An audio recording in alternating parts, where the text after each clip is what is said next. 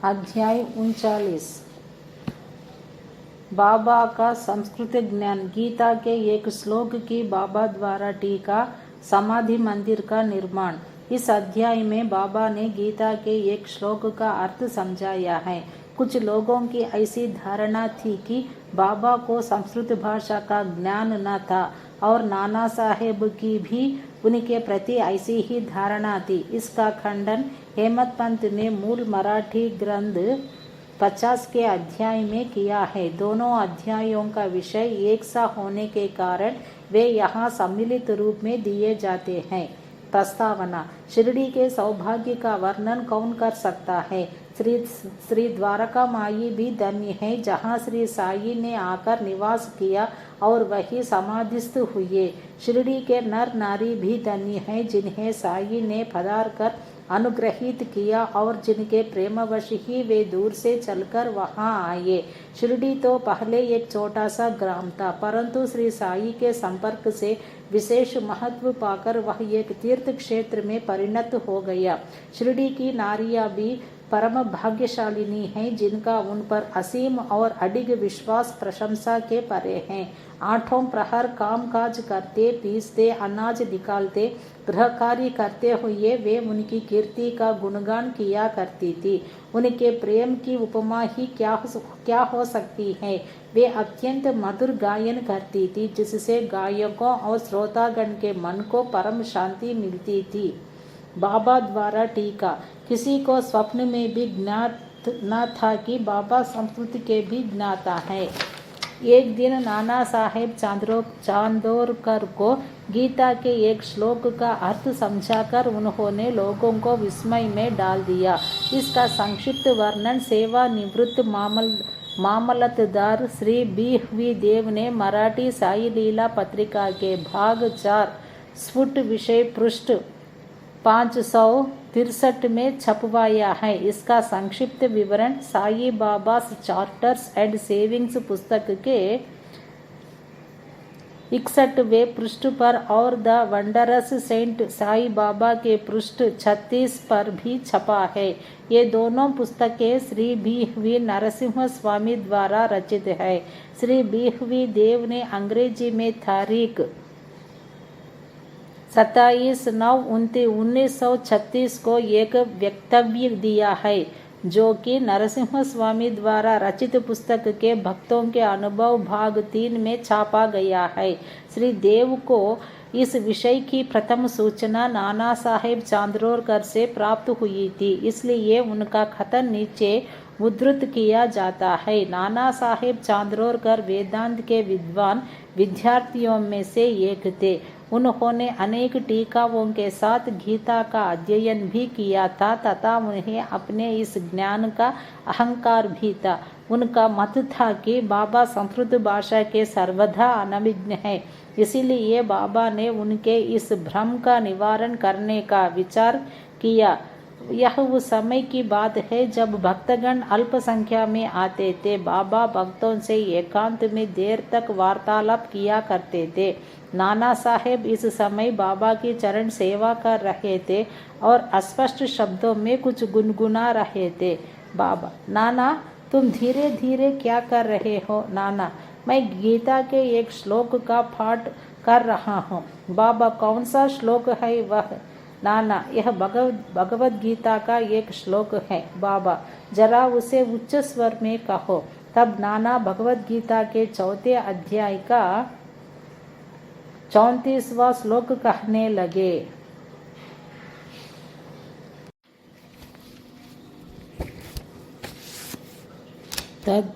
तद्विद्धि प्रणिपातेन परिप्रश्नेन सेवया उपदेक्ष्यन्ति ते ज्ञानम ज्ञानिनस्तर्वदर्शिनः। बाबा: नाना, क्या तुम्हें इसका अर्थ विदित है। नाना जी: महाराज। बाबा: यदि विदित है तो मुझे भी सुनाओ। नाना: इसका अर्थ है तत्व को जानने वाले ज्ञानी पुरुषों को भली प्रकार दंडवत कर सेवा और निष्कपट भाव से किए गए प्रश्न द्वारा ज्ञान को जान। वे ज्ञानी जिन्हें सद्वस्तु ब्रह्मा की प्राप्ति हो चुकी है तुझे ज्ञान का उपदेश देंगे।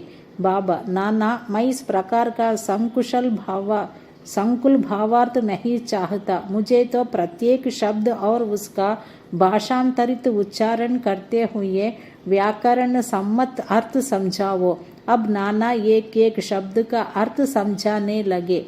बाबा, नाना क्या केवल साष्टांग नमस्कार करना ही पर्याप्त है?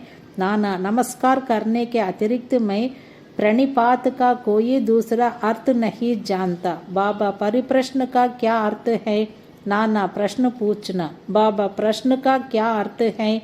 नाना, वही प्रश्न पूछना। बाबा, यदि परिप्रश्न और प्रश्न दोनों का अर्थ एक ही है तो फिर व्यास ने परि उपसर्ग का प्रयोग क्यों किया?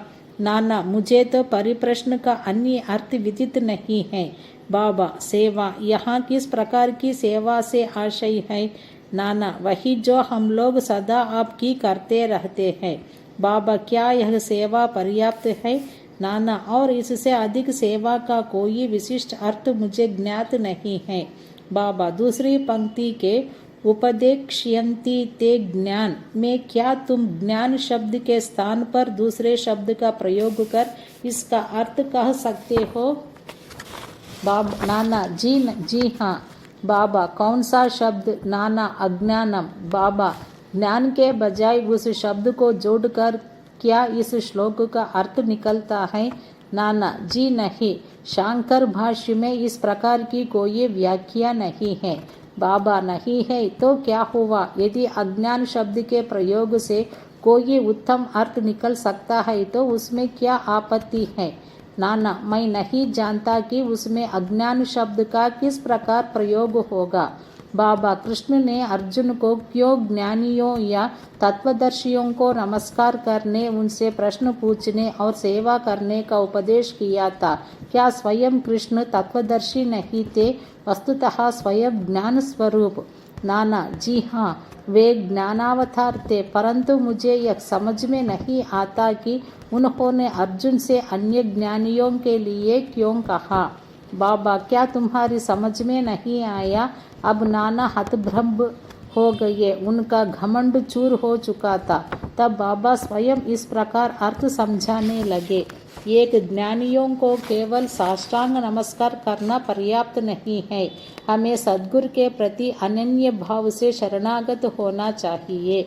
2. केवल प्रश्न पूछना पर्याप्त नहीं, किसी कुप्रवृत्ति या पाखंड या वाक्य जाल में फंसाने या कोई त्रुटि निकालने की भावना से प्रेरित होकर प्रश्न नहीं करना चाहिए, वरन प्रश्न उत्सुकता पूर्वक केवल मोक्ष या आध्यात्मिक पथ पर उन्नति प्राप्त करने की भावना से ही प्रेरित होकर करना चाहिए।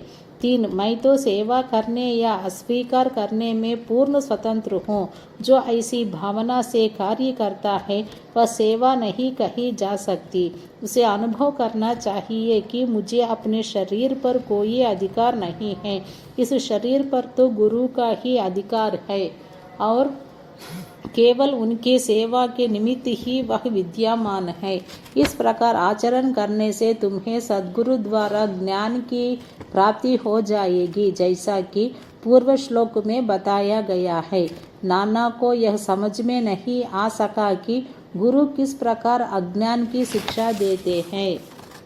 बाबा, ज्ञान का उपदेश कैसा है? अर्थात भविष्य में प्राप्त होने वाली आत्मानुभूति की शिक्षा। अज्ञान का नाश करना ज्ञान है। गीता के श्लोक 1966 पर ज्ञानेश्वरी भाष्य की ओवी 1396 में इस प्रकार वर्णन है। हे अर्जुन, यदि तुम्हारी निद्रा और स्वप्न भंग हो तब तुम स्वयं हो। वह इसी प्रकार है। गीता के अध्याय 1516 के आगे टीका में लिखा है, क्या ज्ञान में अज्ञान नष्ट करने के अतिरिक्त कोई और भेद भी है? अंधकार नष्ट करने का अर्थ प्रकाश है। जब हम द्वैत नष्ट करने की चर्चा करते हैं तो हम अद्वैत की बात करते हैं। जब हम अंधकार नष्ट करने की बात करते हैं तो उसका अर्थ है कि प्रकाश की बात करते हैं। यदि हम अद्वैत की स्थिति का अनुभव करना चाहते हैं तो हमें द्वैत की भावना नष्ट करनी चाहिए। यह अद्वैत स्थिति प्राप्त होने का लक्षण है। द्वैत में रहकर अद्वैत की चर्चा कौन कर सकता है? जब तक वैसी स्थिति प्राप्त न हो तब क्या उसका कोई अनुभव कर सकता है? शिष्य श्री सद्गुरु के समान ही ज्ञान की मूर्ति है। जब दोनों में केवल अवस्था, उच्च अनुभूति, अद्भुत अलौकिक सत्य, अद्वितीय योग्यता और ऐश्वर्य योग में भिन्नता होती है। सद्गुण निर्गुण निराकार सच्चिदानंद है। वस्तुतः वे केवल मनुष्य जाति और विश्व के कल्याण के निमित्त स्वेच्छा पूर्वक मानव शरीर धारण करते हैं, परंतु नर देह धारण करने पर भी उनकी सत्ता की अनंतता में कोई बाधा उपस्थित नहीं होती। उनकी आत्मोपलब्धि, लाभ, दैविक शक्ति और ज्ञान सदा एक से रहते हैं। शिष्य का भी तो यथार्थ में वही स्वरूप है, परंतु अनगिनत जन्मों के कारण उसे अज्ञान उत्पन्न हो जाता है और उसी के वशीभूत होकर उसे भ्रम हो जाता है तथा अपने शुद्ध चैतन्य स्वरूप की विस्मृति हो जाती है। गीता का अध्याय 5 देखो। अज्ञानेनावृतम ज्ञानम ने मुह्यन्ति जन्तवः, जैसा कि वहाँ बतलाया गया है, उसे भ्रम हो जाता है कि मैं जीव हूँ, एक प्राणी हूँ, दुर्बल और असहाय हूँ। गुरु इस अज्ञान रूपी जड़ को काट कर फेंक देता है और इसीलिए उस उपदेश करना पड़ता है। ऐसे शिष्य का जो जन्म जन्मांतरों से यह धारणा करता आया है कि मैं तो जीव, दुर्बल और असहाय हूँ, गुरु सैकड़ों जन्मों तक ऐसी शिक्षा देते हैं कि तुम ही ईश्वर हो, सर्वशक्तिमान और समर्थ हो, तब कहीं जाकर उसे किंचित मात्र भास होता है कि यथार्थ में मैं ही ईश्वर हूँ। सतत भ्रम में रहने के कारण ही उसे ऐसा भास होता है कि मैं शरीर हूँ, एक जीव हूँ तथा ईश्वर और यह विश्व मुझसे एक भिन्न वस्तु है। यह तो केवल एक भ्रम मात्र है जो अनेक जन्म धारण करने कारण उत्पन्न हो गया है। कर्मानुसार प्रत्येक प्राणी की सुख दुख की प्राप्ति होती है। इस भ्रम, इस त्रुटि और इस अज्ञान की जड़ को नष्ट करने के लिए हमें स्वयं अपने से प्रश्न करना चाहिए कि यह अज्ञान कैसे पैदा हो गया, वह अज्ञान कहाँ है, और इस त्रुटि का दिग्दर्शन कराने को ही उपदेश कहते हैं। अज्ञान के नीचे लिखे उदाहरण है। मैं एक जीव प्राणी हूँ। 2 शरीर ही आत्मा है, मैं शरीर हूँ। 3 ईश्वर, विश्व और जीव भिन्न भिन्न तत्व है। 4 मैं ईश्वर नहीं हूँ। 5 शरीर आत्मा नहीं है, इसका बोध न होना। 6 इसका ज्ञान न होना कि ईश्वर, विश्व और जीव एक ही है। जब तक इन त्रुटियों का उसे दिग्दर्शन नहीं कराया जाता तब तक शिष्य को यह कभी अनुभव नहीं हो सकता कि ईश्वर, जीव और शरीर क्या है, उनमें क्या अन्योन्याश्रित संबंध है तथा वे परस्पर भिन्न है या अभिन्न है अथवा एक ही है। इस प्रकार की शिक्षा देना और भ्रम को दूर करना ही अज्ञान का ज्ञानोपदेश कहलाता है। अब प्रश्न यह है कि जीव तो स्वयं ज्ञान मूर्ति है, उसे ज्ञान की क्या आवश्यकता है? उपदेश का हेतु तो केवल त्रुटि को उसकी दृष्टि में लाकर अज्ञान को नष्ट करना है। बाबा ने आगे कहा, 1 प्रणिपात का अर्थ है शरणागति। 2 शरणागत होना चाहिए तन मन धन से अर्थात अनन्य भाव से। 3 कृष्ण अन्य ज्ञानियों की ओर क्यों संकेत करते हैं? सद्भक्त के लिए तो प्रत्येक तत्व वासुदेव है। भगवद गीता 1 अध्याय 719 अर्थात कोई भी गुरु अपने भक्त के लिए कृष्ण है और गुरु शिष्य को वासुदेव मानता है और कृष्ण इन दोनों को अपने प्राण और आत्मा। भगवद गीता अध्याय 7:18 पर ज्ञानदेव की टीका। चूंकि श्री कृष्ण को विदित था कि ऐसे अनेक भक्त और गुरु विद्यमान हैं, इसलिए उनका महत्व बढ़ाने के लिए ही श्री कृष्ण ने अर्जुन से ऐसा उल्लेख किया। समाधि मंदिर का निर्माण। बाबा जो कुछ करना चाहते थे उसकी चर्चा वे कभी नहीं करते थे। प्रत्युत आसपास ऐसा वातावरण और परिस्थिति का निर्माण कर देते थे कि लोगों को बाद में उनका निश्चित परिणाम देखकर बड़ा अचंभा होता था। समाधि मंदिर इस विषय का उदाहरण है।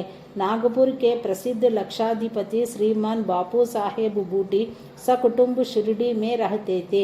एक बार उन्हें विचार आया कि शिरडी में स्वयं का एक वाड़ा होना चाहिए।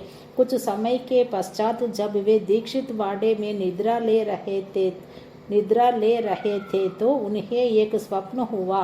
बाबा ने स्वप्न में आकर उनसे कहा कि तुम अपना एक वाड़ा और एक मंदिर बनवाओ। श्यामा भी वही शयन कर रहा था और उसने भी ठीक वैसा ही स्वप्न देखा। बापू साहेब जब उठे तो उन्होंने श्यामा को रुदन करते देखकर उससे रोने का कारण पूछा। तब श्यामा कहने लगा, अभी अभी मुझे एक स्वप्न आया था कि बाबा मेरे बिल्कुल समीप आए और स्पष्ट शब्दों में कहने लगे कि मंदिर के साथ वाड़ा बनवाओ, मैं समस्त भक्तों की इच्छाएं पूर्ण करूँगा। बाबा के मधुर और प्रेमपूर्ण शब्द सुनकर मेरा प्रेम उमड़ पड़ा तथा गला रूंध गया और मेरी आंखों से अश्रुओं की धारा बहने लगी, इसलिए मैं जोर से रोने लगा। बापू साहेब बूटी को आश्चर्य हुआ कि दोनों के स्वप्न एक से ही हैं। धनाढ्य तो वे थे ही उन्होंने वाड़ा निर्माण करने का निश्चय कर लिया और श्यामा के साथ बैठकर एक नक्शा खींचा। काका साहेब दीक्षित ने भी उसे स्वीकृत किया और जब नक्शा बाबा के समक्ष प्रस्तुत किया गया तो उन्होंने भी तुरंत स्वीकृति दे दी। तब निर्माण कार्य प्रारंभ कर दिया गया और श्यामा की देखरेख में नीचे मंजिल, तहखाना और कुआं बनकर तैयार हो गए। लेंडी को आते जाते समय परामर्श दे दिया करते थे। आगे यह कार्य बाबू साहेब जोग को सौंप दिया गया। जब कार्य इस तरह चल ही रहा था उसी समय बापू साहेब जोग को एक विचार आया कि कुछ खुला स्थान भी अवश्य होना चाहिए जिसके बीचों बीच मुरलीधर की मूर्ति की भी स्थापना की जाए। उन्होंने अपना विचार श्यामा को प्रकट किया तथा बाबा से अनुमति प्राप्त करने को कहा। जब बाबा वाड़े के पास से जा रहे थे तभी श्यामा ने बाबा से प्रश्न कर दिया। श्यामा का प्रश्न सुनकर बाबा ने स्वीकृति देते हुए कहा कि जब मंदिर का कार्य पूर्ण हो जाएगा तब मैं स्वयं वहां निवास करूंगा। और वाड़े की ओर दृष्टिपात करते हुए कहा, जब वाड़ा पूर्ण बन जाएगा तब हम सब लोग उसका उपभोग करेंगे, वहीं रहेंगे, घूमेंगे फिरेंगे और एक दूसरे को हृदय से लगाएंगे तथा आनंद पूर्वक विचरेंगे। जब श्यामा ने बाबा से पूछा कि क्या यह मूर्ति के मध्य कक्ष की नींव के कार्य आरंभ का शुभ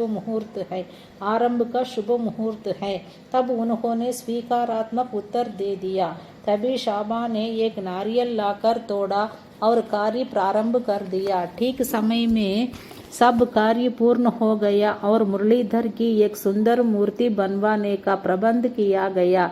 अभी उसका निर्माण कार्य प्रारंभ भी न हो पाया था कि एक नवीन घटना घटित हो गई।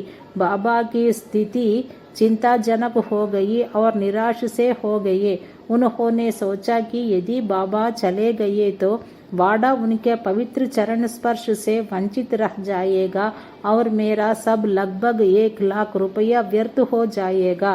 परंतु अंतिम समय बाबा के श्रीमुख से निकले हुए वचनों ने मुझे वाड़े में ही रखना केवल बूटी साहेब को ही सांत्वना नहीं पहुंचाई वरन अन्य लोगों को भी शांति प्रदान की।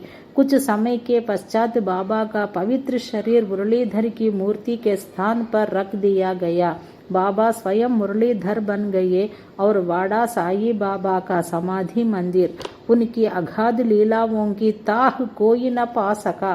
श्री बाबू साहेब बूटी धन्य हैं जिनके वाड़े में बाबा का दिव्य और पवित्र पार्थिव शरीर अब विश्राम कर रहा है। श्री सद्गुरु साईनाथार्पणमस्तु। शुभम भवतु।